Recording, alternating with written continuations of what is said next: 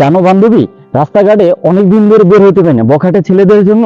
রাস্তাঘাটে ছেলেদের আনাগোনা বেড়ে গেছে বেশি, বুঝছো? হ্যাঁ, তা আজকে বের হয়েছি, কয়টা সেলফি তুলি। চলো।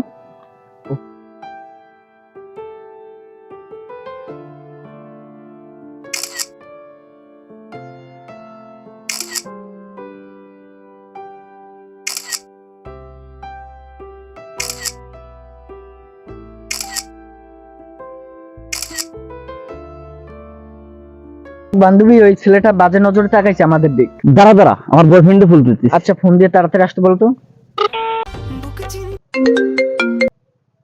হ্যালো বাবু, আমাদের দিকে না একটা ছেলে খারাপ নজরে তাকিয়ে আছে। কি?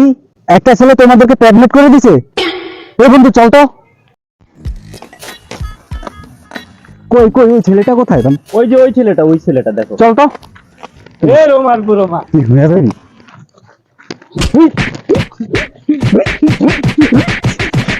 কিরে ভাই, কি মইরা গেছে? এ রে মোর ফুগু।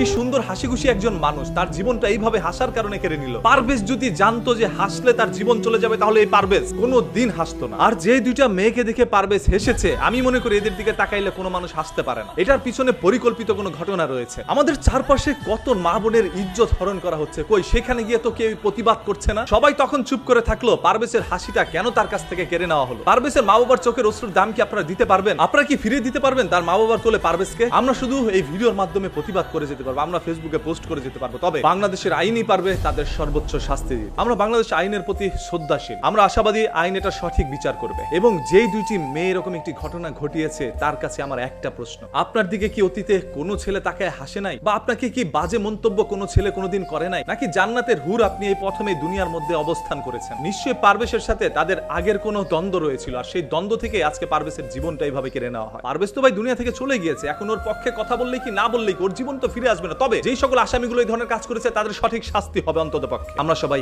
এটাই চাই। এই দেশ যেন একটা মগেল মুল্লুক হয়ে গেছে, যার যা খুশি